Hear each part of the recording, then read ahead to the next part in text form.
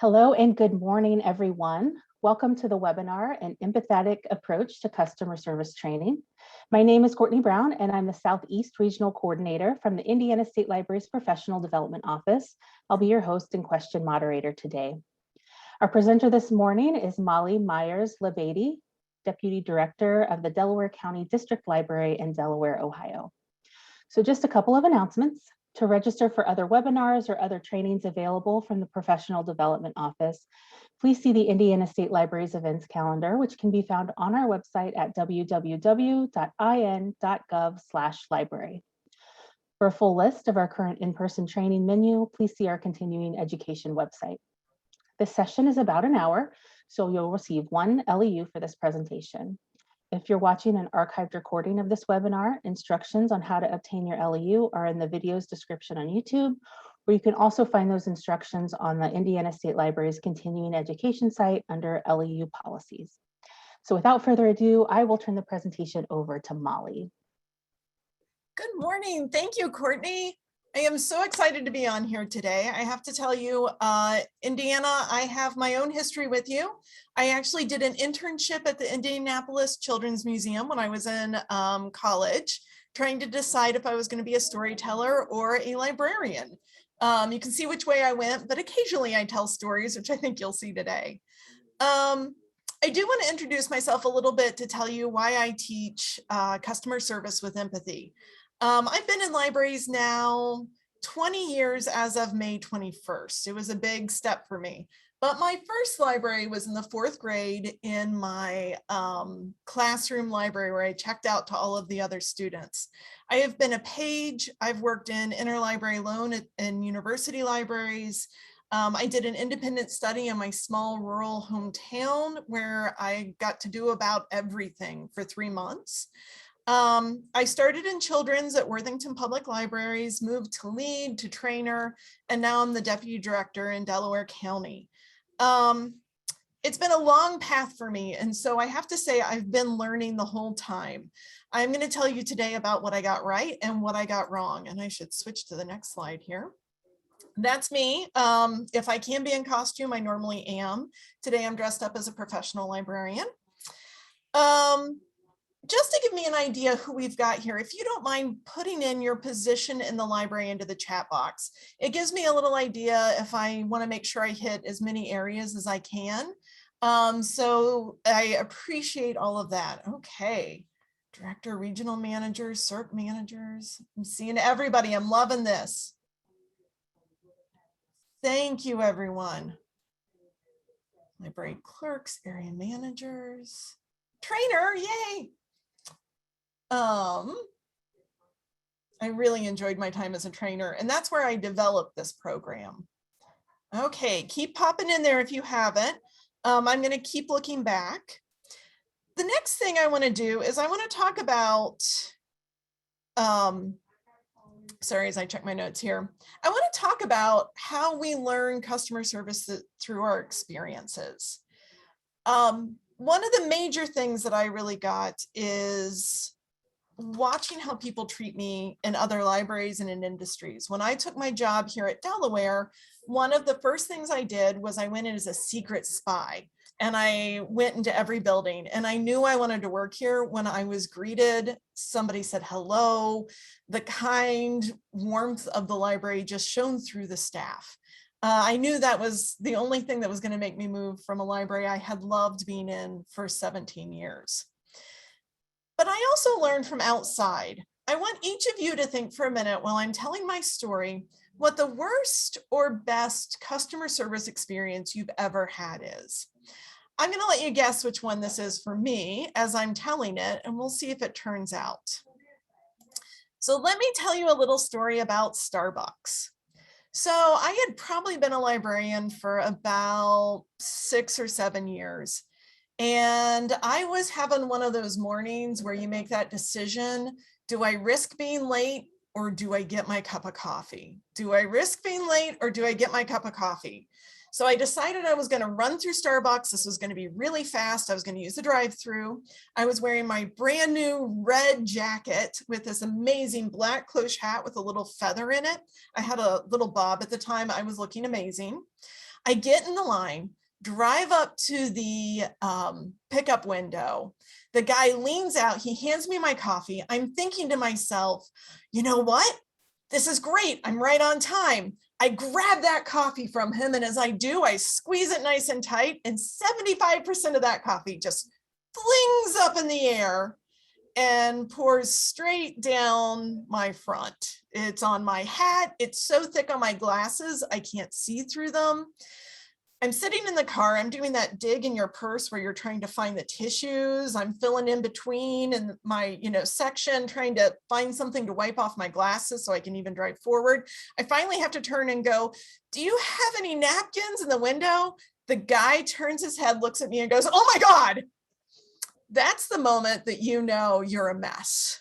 He grabs a towel, he hands it to me real quick. He goes, as soon as you can, pull to the front, we're gonna come and help you. So I wipe off my glasses. I am very embarrassed at this point because I've just spilled 75% of those ginormous, I believe it was a vanilla latte, if that matters to anyone, all over myself. But I'm staying calm. He runs out. He hands me a new towel, takes the sopping wet one away from me, lets me dry off. He's like, keep the towel. Can we dry clean your coat? And here, let me give you this coupon.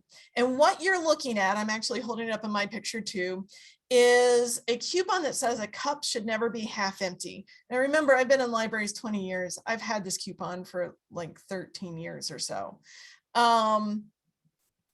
It's a free coffee. Now, I poured this on myself. He tried to take the responsibility. He said, oh, it's new lids. I'm sure the lid just didn't fit on the cup. He was making me a new coffee. I didn't have time to stay. He told me to come back the next day and he was going to have another cup waiting for me. I drove to work that day with no coffee, smelling like latte, which actually was not a negative. And I was grinning all day. It was a wonderful day for me because of the way he treated me like a human when something bad went wrong. If you think about those customer service experiences you've had and how they impact you, I want to be able to find the way to do the library equivalent. Sometimes people are having bad days when they came in. Can we help them have a better day as they leave? So, how do we feel about our patrons? To have those good days, we need to start thinking about ourselves and how we feel about those we serve. As you can see, no matter what's happening behind me, sometimes I just keep moving. The force was with me this day, and I wasn't going to let Vader stop me no matter what. There's a quote that I like to remember, and is hard to remember in library land, especially as you move up into administration. Consumers are statistics. Customers are people. We serve people in the public libraries, but we also get local state funding sometimes. We have to prove our value to people. And so one of the things we don't want to forget is that we're serving human beings. Make sure when you look at your mission and it's time to update it, or your vision, or your core competencies, your strategic plans, your personnel profiles, make sure that customer service is showing in all of those. Make sure the value of your patrons are coming across the way you want them to. Now, normally when I'm doing this in person, I do a much longer one in person with people, but when I do it, I tend to have people yell out to me who we serve. We're going to try to use the chat box again for this. I want you to tell me, what are the different types of people that we serve in public libraries? And yes, I see some of you are always choosing the coffee. Yes, I agree. So tell me, I'll give you a couple things. I normally hear children. We serve children. We serve adults. We serve newspaper readers, teens. Yes. Yes, I'll read that again. Consumers are statistics and customers are people. Stanley Marcus said that one. Senior citizens, families, everyone, history buffs, elderly, babies, computer users, college students, retirees, homeless, youth of all ages, people with disabilities, parents, usually children and the elderly.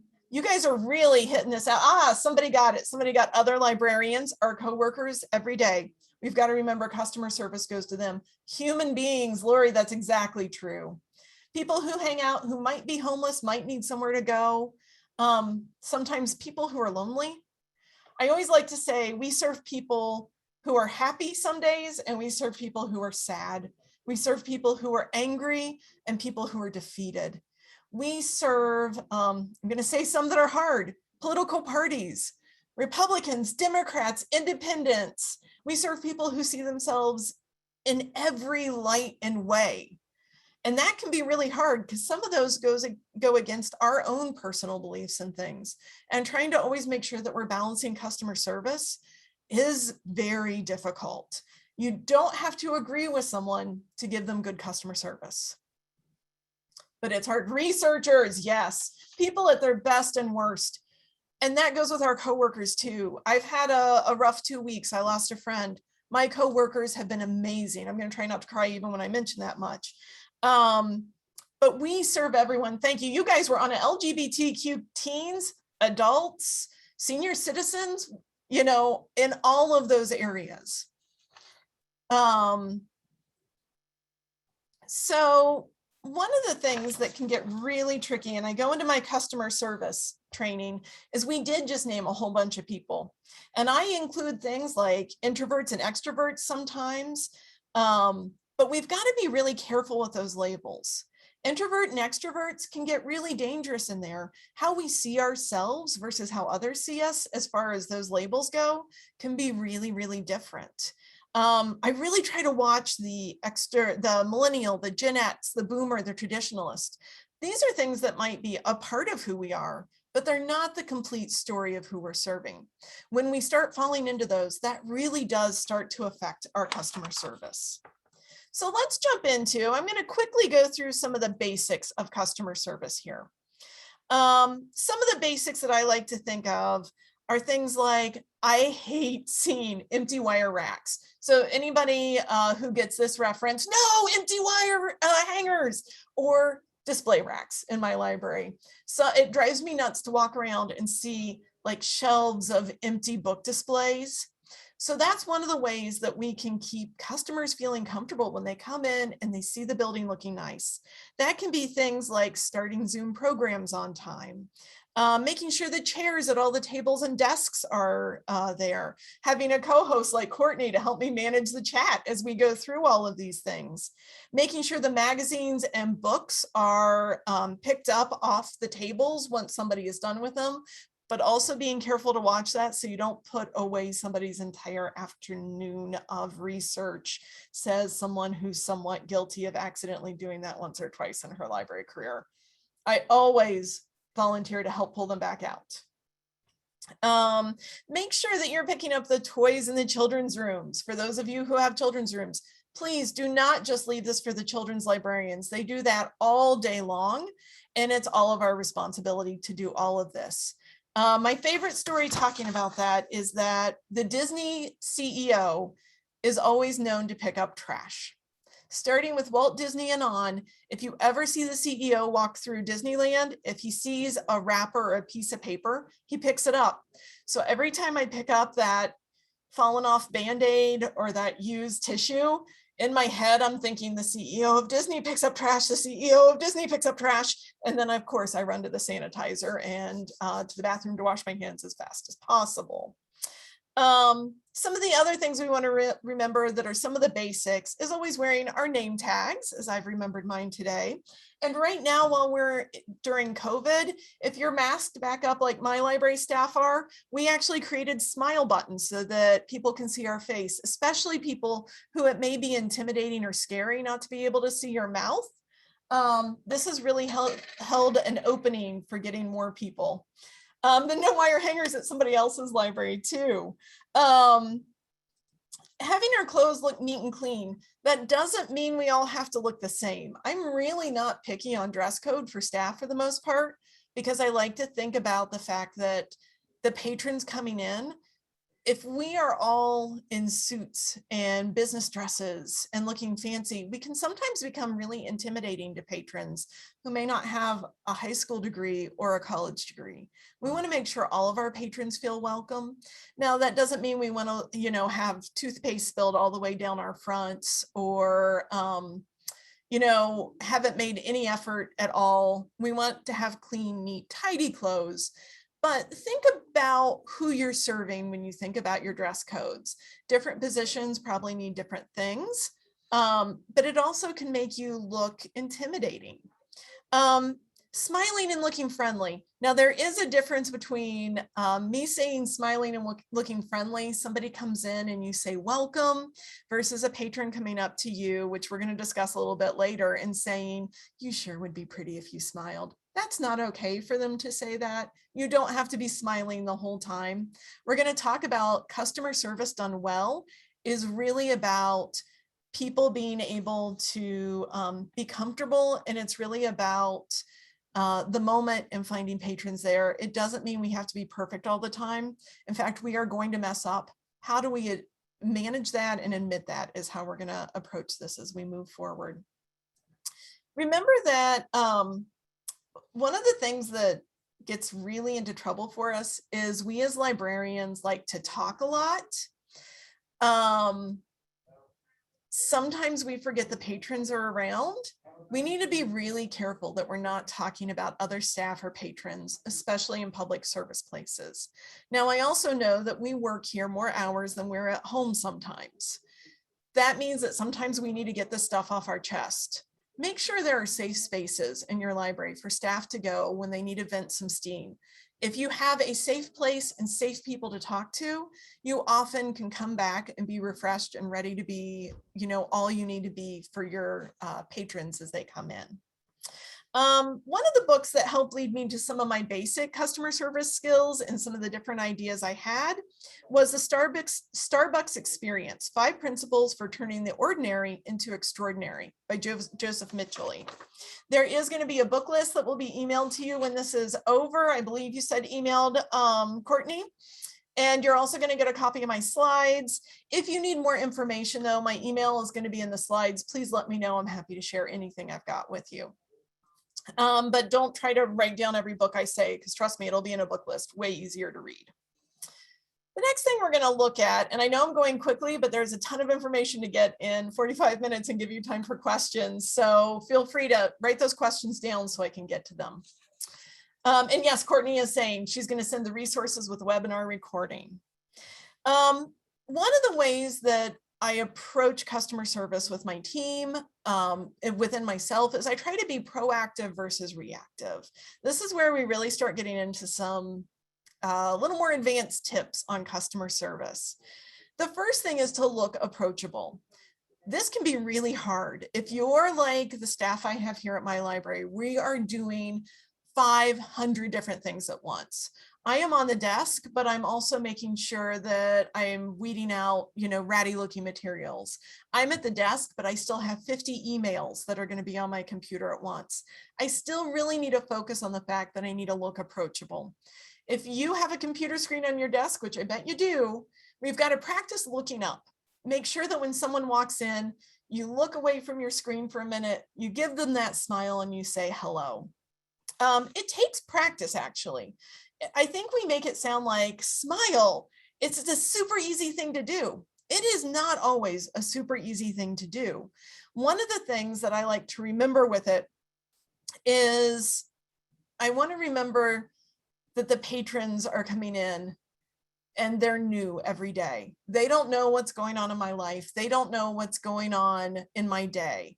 I'm going to talk in a little bit about some things that we can do when you're having a bad day that will help you still be able to give the patron that moment of welcome. Look to make sure somebody doesn't need help. The patrons, the ones that are giving the heavy sighs in the bookshelves, stomping their feet. If you're mobile, you'll maybe hear patrons say things like, I can never find anything in this library. They don't own any of the good books. You might hear comments like, there's never any help around. That's your cue. Patrons aren't always comfortable asking for help.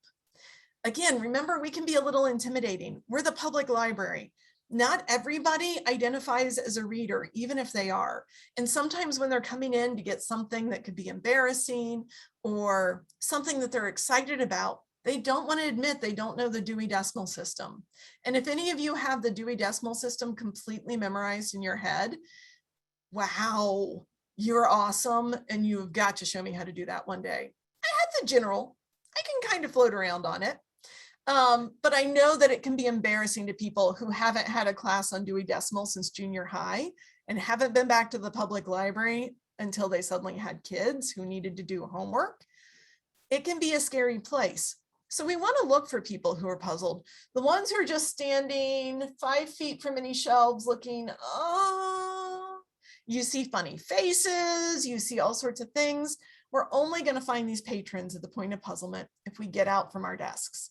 Now, this is not if you have a line of people there, but if you've been sitting at your desk for 15 minutes and there's nobody who looks like they're lingering around the desk, get up, walk around, rove and see if you can find somebody in that point of puzzlement.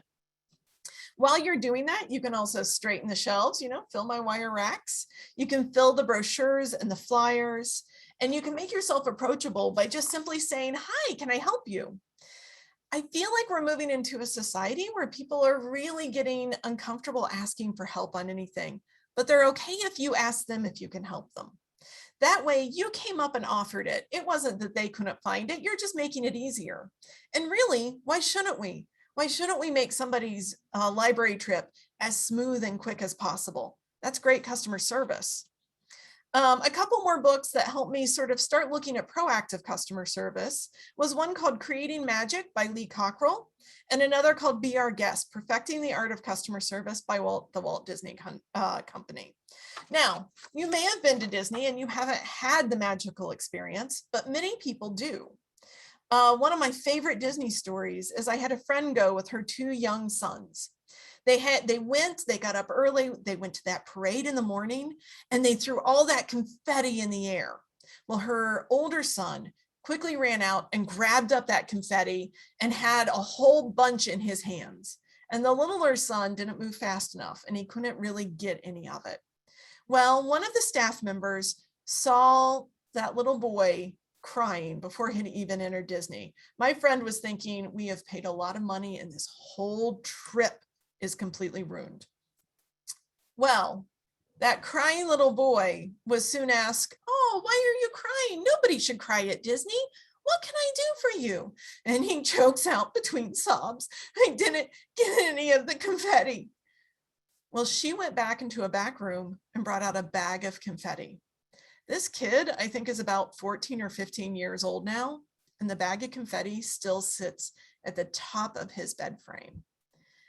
There are things we can do like that. A kid doesn't get a coloring sheet his sibling got. We can always make another. We can always look for ways to try to say yes.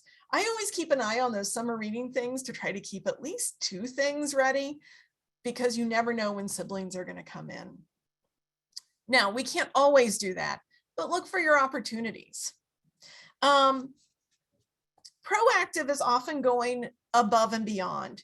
You've probably heard the golden rule before, which is do unto others as you'd had done unto yourself. I think in library customer service, we have to go to the next step. Do unto others as they would have done unto them. In other words, what I may want may not be what my patron really wants or needs. So I don't want to make those assumptions as I go in. Think about some things though. What can I do to save patrons time? That's proactive customer service. Oftentimes we can see that if we slow ourselves down enough to watch what's going on. Don't forget to promote the library. If somebody comes in wanting dinosaur books and we did an amazing Jurassic Park program where we had people in dinosaur suits and the kids were the Jurassic Park staff chasing them. It was the cutest thing you've ever seen. So anytime a dinosaur book went out, so did a flyer for one of those. And so did our staff with, we can't wait to see you back. It means a lot. You become their librarian. Anticipating the needs of patrons who aren't coming in. Who are those groups? How are you identifying them in your community? And how can you get to them? Sometimes it's as simple as knocking on a community center door and saying, hey, we're the library. I think we're serving some of the same people. What can we do to work together? Walk patrons where they need to go. Don't point.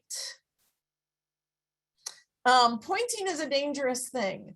I hate seeing it when somebody's like, how do you get to a meeting room? And you see someone's arm go this way. I don't know about you, but I have never found the meeting room that has been pointed at without getting lost 6 more times in the library.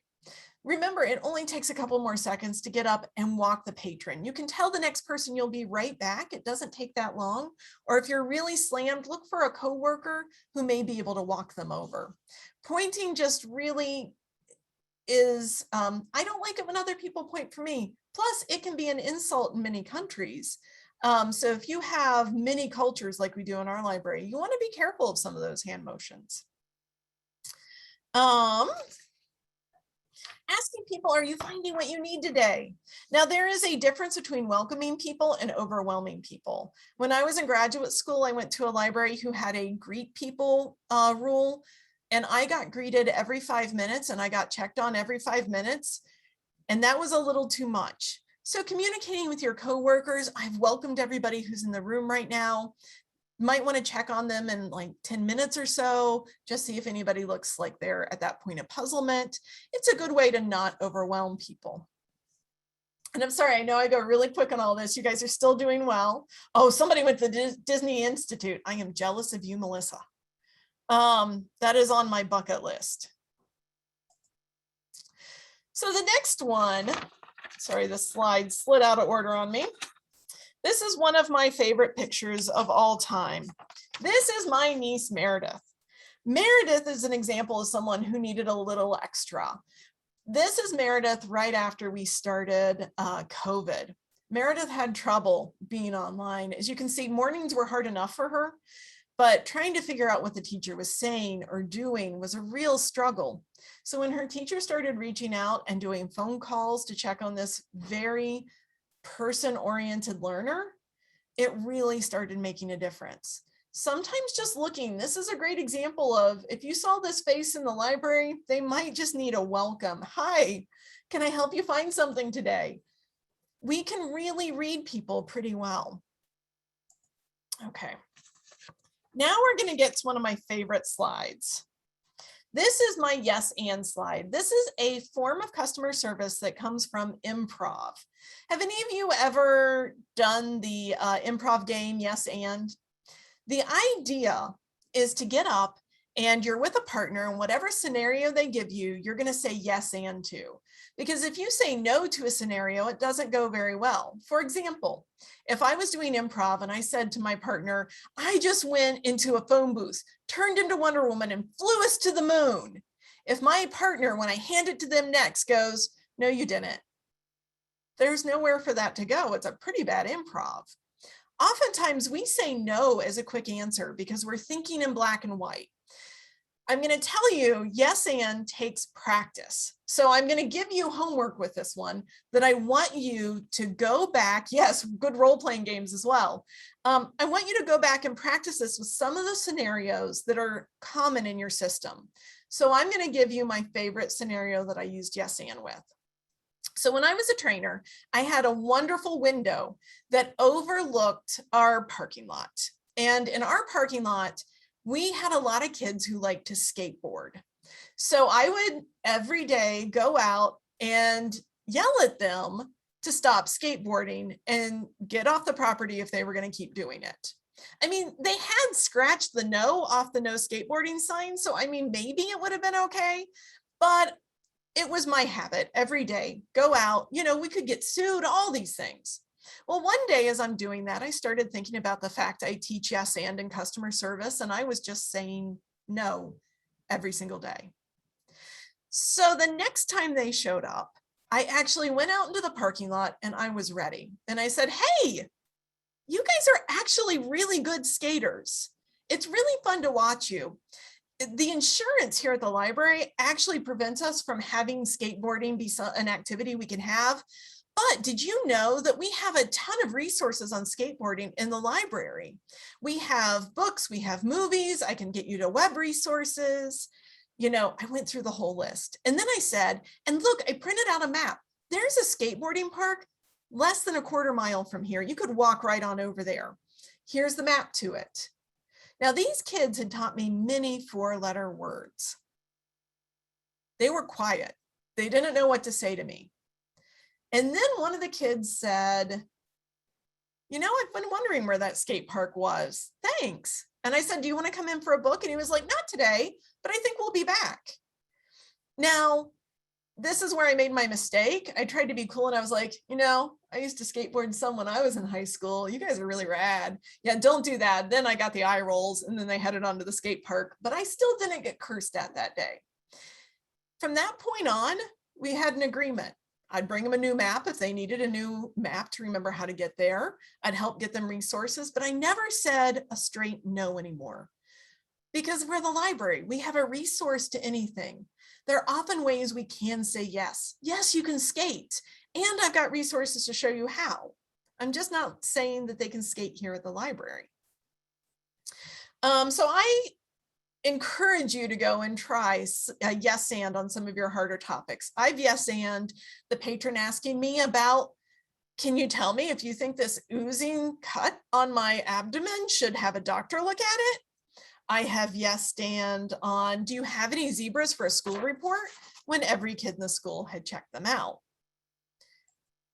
So that's yes and it's a lot of fun. I highly suggest that book from Second City, also on the book list. The next thing I want to talk about a little bit are some of our special circumstances. Sometimes when we don't understand a patron. I have a coworker I highly respect who once looked at me when I was so mad at one of our teen patrons who had just cursed me out. And he looked at me and he said, Molly, nobody came here today to make your life miserable.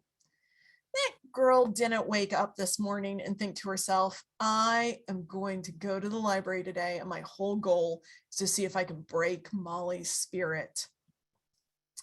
So this is where I had to start asking myself, is this me? And am I making these mistakes? And I have to say, a lot of times I can be. So I'm going to give you an example. This is my cat, Penelope. And this is an example that's a little out there, but I think you'll see how it comes back to what we do every day. So you see, Penelope is a wonderful cat, but she has two really bad habits. One, I was one of the people who had a bed bug once.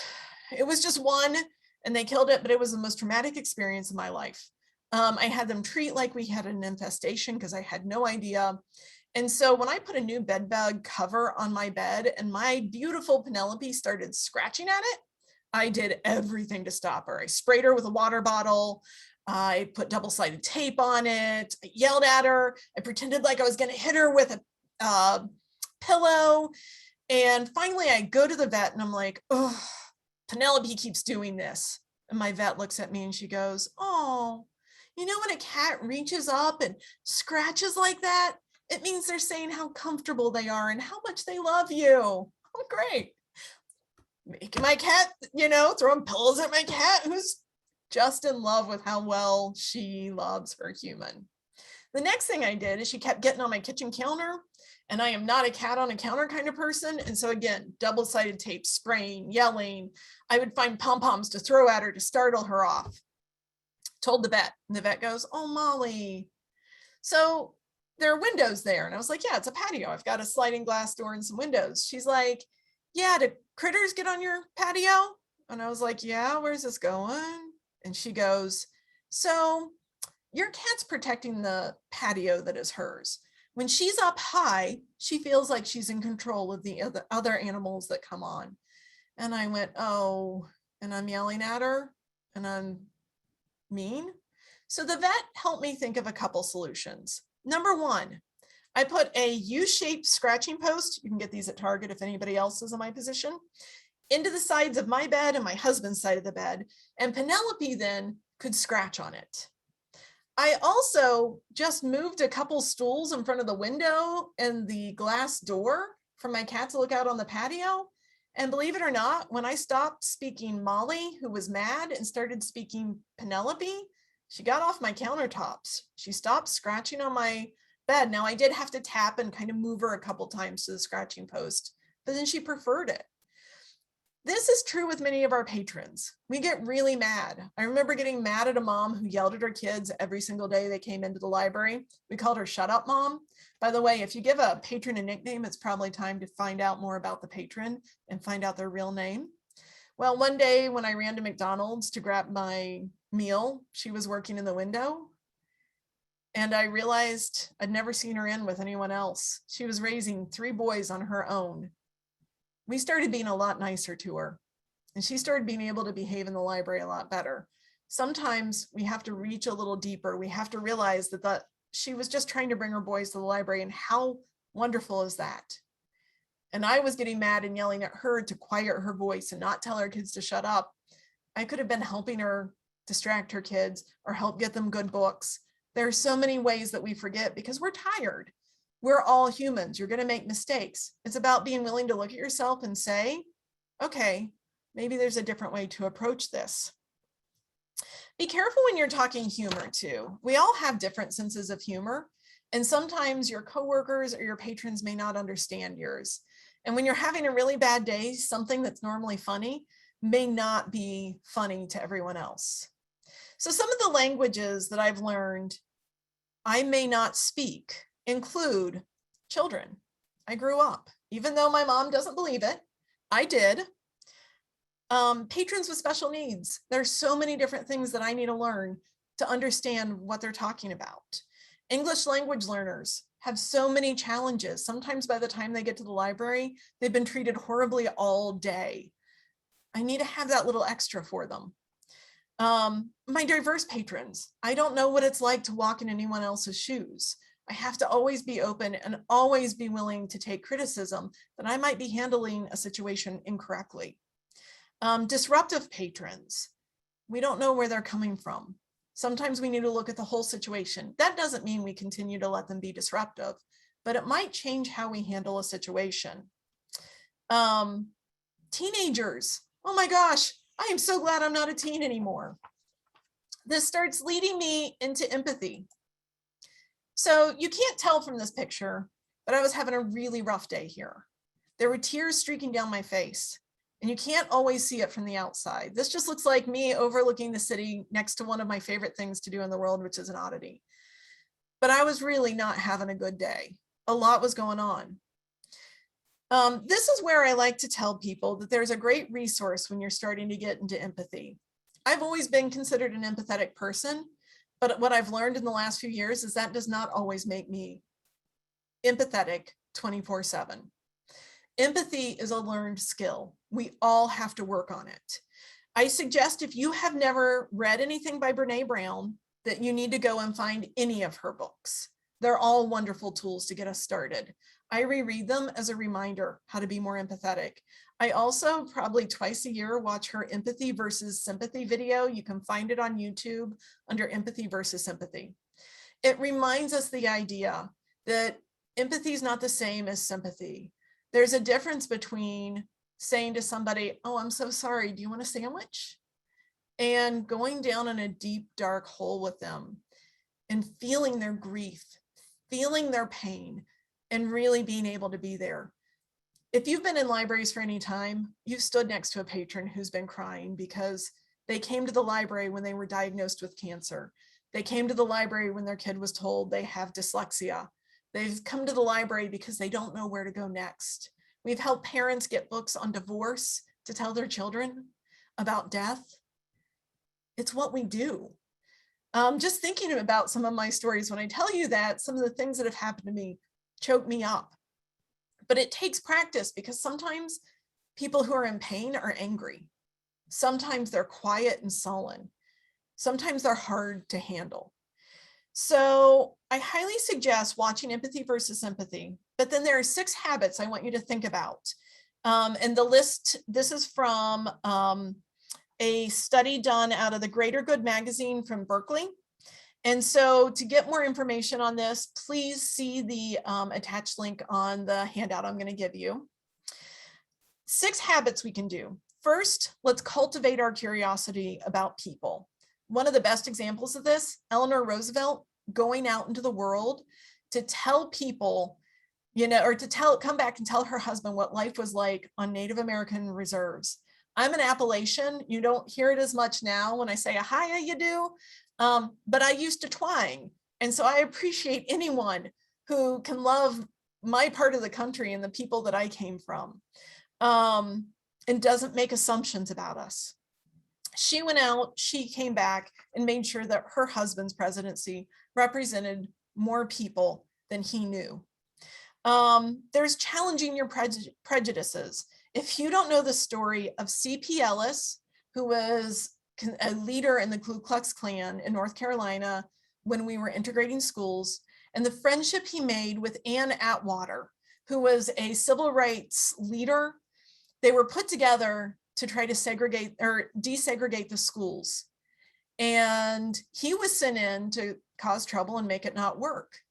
Working with Ann Atwater, and when they worked together with a group of kids and realized this wasn't about them and their hatred for each other and each other's lives, it was about the kids, C.P. Ellis changed who he was. He challenged his own prejudices and became a leader in his own right. There's a great NPR interview where Ann Atwater talks about this. I highly suggest you listen to it. Experimental empathy. If you've ever heard of the blue-eye, brown-eye test, Oprah did this years ago. I did it as a high schooler. I really shouldn't have. I don't suggest just doing this. I'm not trained in any of that.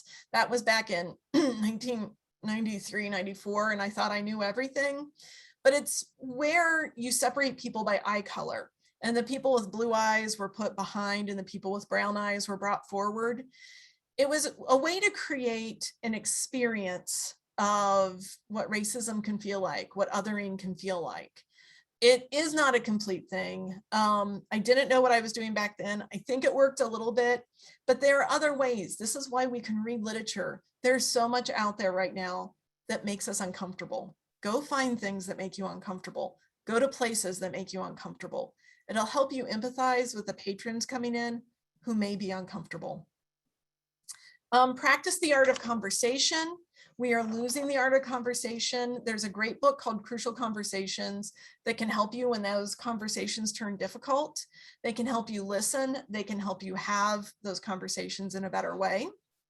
Empathy of social change. No matter where you stand, being able to listen to what's happening, listen to the arguments, can really help you get in and start to be heard.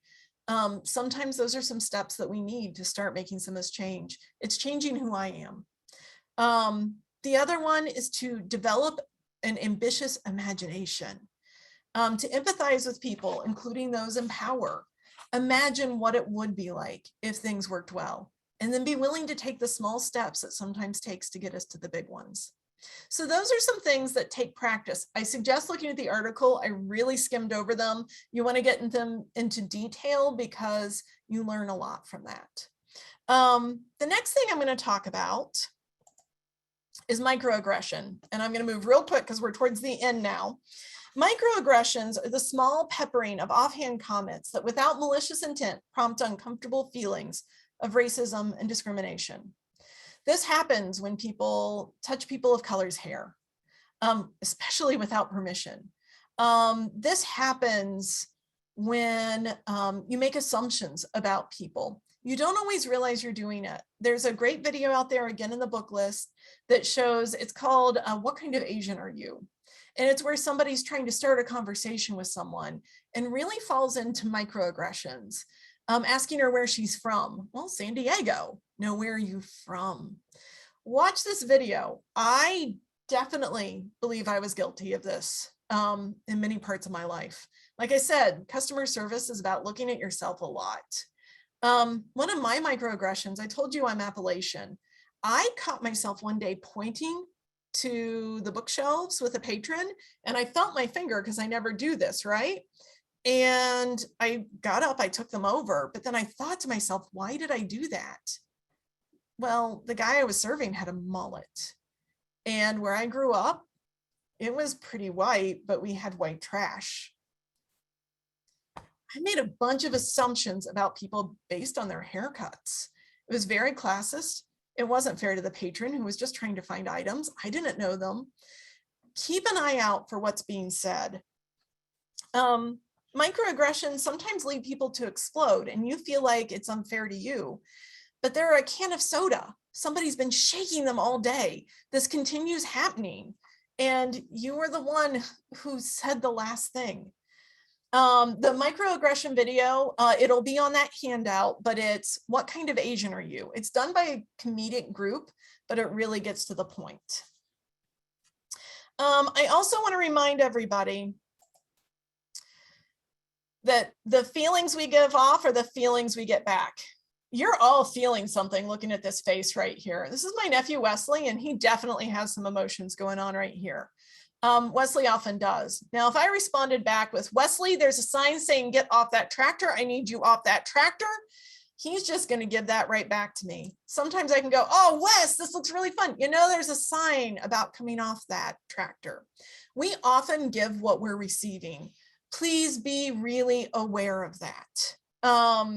What you give off to a patron is what you're going to get back from a patron. If a patron is yelling at you, you can often bring them to your side by being gentle, lowering your voice.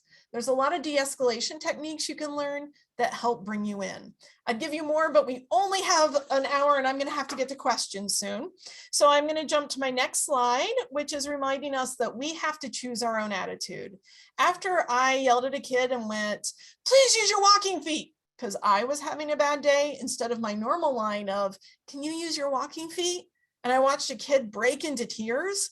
I bought this dollar store mirror, which I've had for, I'd say about 16, 17 years, that I remind myself going out to my coworkers and to myself that it's my attitude that I'm taking out there, and I don't want to put that on them.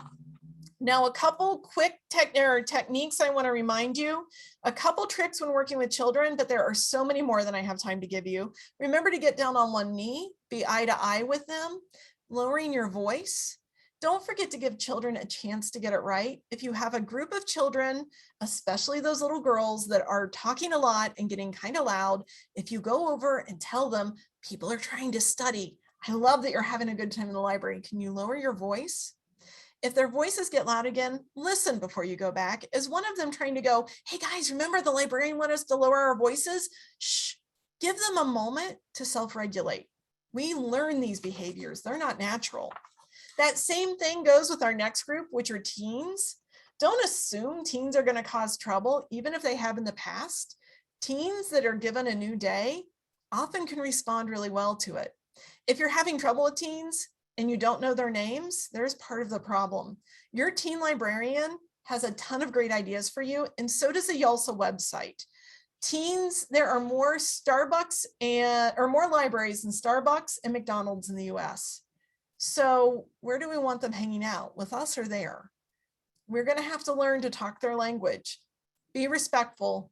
If you've got loud moms in a group, make sure you're saying the same thing to them as kids.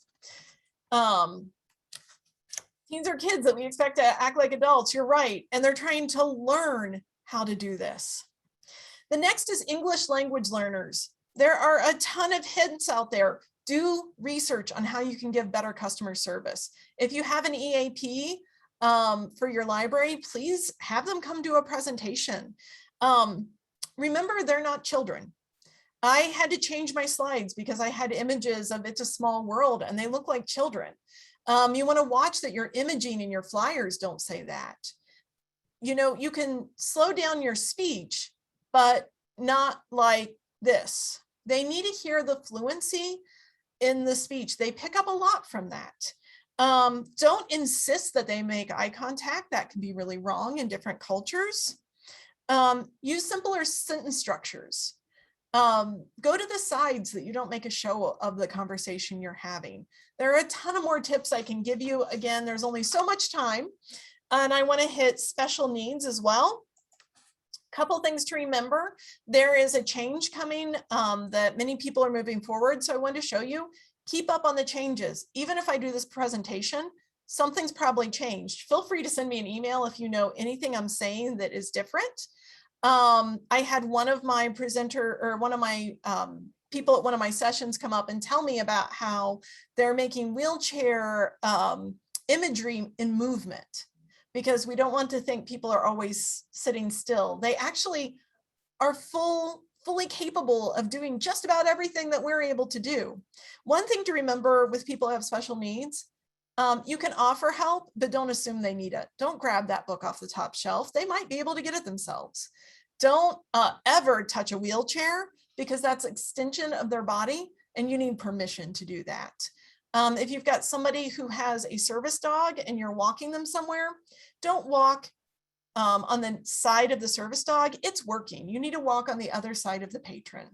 Also, don't just walk away when you take somebody with a vision difference to the shelf. You want to make sure that you are talking to them and saying, do you have everything you need? I'm going to walk away, so that they're not standing there talking to themselves. Now I'm going to finish my presentation here with a story. So I'm going to try not to cry on this one. This is Paul Long, and he's sitting next to my mother. This is the day after my wedding. She brought him, and I swear the rest of the staff, some wedding cake. But Paul Long was a patron who was relatively grumpy. He would come in, he'd come to the desk, he'd say, where are my books? Why am I still waiting on this? He was always had something going on. And a lot of the staff couldn't stand. He also liked to tell dirty jokes and was rather rude. Well, I was a children's librarian who one day was told, you need to work on the adult desk. So I'm standing there in my head praying, please ask me a question that has to do with Dr. Seuss. Please ask me a question that has to do with children's literature. Please ask me how to sing a children's song. And Paul walks up. Well, he diverts past me right to Bill, who's next to me, and goes, where are my reserves? And then after he'd made all his demands and complained that his books weren't here, he looked at him and went, now let me show you my weekend. And he slams down his picture book and he starts flipping through it and going, this is my grandparents' house. And I'm nosy. And I peek over and I go, your grandparents' house is the president of Marshall's. I grew up in Southern Ohio, where it touches Huntington, West Virginia, and Ashland, Kentucky. So Marshall's in my backyard. And he goes, how do you know this is the president of Marshall's house? And I said, my mom just showed me a picture from having a dinner there for the artist series last week. And next thing you know, Paul and I are best friends. And I know how to handle Paul. I say to Paul, you know, hey, cut it out with these dirty jokes. You're making people uncomfortable. He would make fun of a male patron with earrings in his ear. And I was like, shame on you, Paul. He is in here with his son to go to story time. You should be proud of any man stepping up. You're a good grandfather. He started bringing in his granddaughter, his great granddaughter. He started bringing his whole family in. He went to different businesses and threatened them that they better bring trucks to our Touch a Truck. Well, I got promoted to trainer. And I didn't see Paul the week after I got the promotion, and I was going to have to tell him I was moving to a new branch. I really didn't want to. And another week went by, and Paul didn't come Tuesday morning at 10 to sit on the couch and talk about home with me. And his daughter called me, and she said, Molly, he's in the hospital and he's not doing well. I just want to prepare you. And then she called me the next day, and Paul had died. I've always thought it's because Paul would have been so mad if I was going to leave him. It was every day for 2 years at 10 or at 9 a.m. He sat on that couch with me and we talked. 20 minutes. That was all. Anytime I'd give another patron, he let me help. And the staff at that time changed. They went from dreading Paul, from doing the shoulders up and to looking forward to him. He knew every name of the children's staff he had never known before. I had adult staff more comfortable saying, Paul, that's not appropriate to say. And Paul changed who I was because he reminded me that every one of us brings something to this job. Every one of you have your own background. You're going to reach a patron in a different way than anyone else can. You're going to be the difference it takes. I threw a lot into this presentation today, but if you take nothing else out, keep learning. Keep figuring out who you are and how you can work to be better at this, and keep trying to give everyone who walks in that door the benefit of the doubt. Remember, they're not here to make your day hard. They're probably just a can of soda. It's been shook all day. So thank you for listening. I'm going to jump into questions. I'm so sorry I went a little longer than I meant to, but I think I still left some time for questions. Absolutely. Thank you so much. If you have a question for Molly, go ahead and put that in the chat box. I just wanted to let everyone know that George did post a link to that video that Molly mentioned, if you wanted to click on that. And then Kim also put a video in the chat, another video about microaggressions. Thank you. And then we have some people thanking you for sharing that memory with Paul. Paul was amazing, guys. I mean, he was a jerk at times, but he was mine. Oh, this has been the best webinar I have seen in such a long time. Thank you. Wonderful. Well, if you have any questions, go ahead and put those in the chat box. We'll go ahead and stop the recording.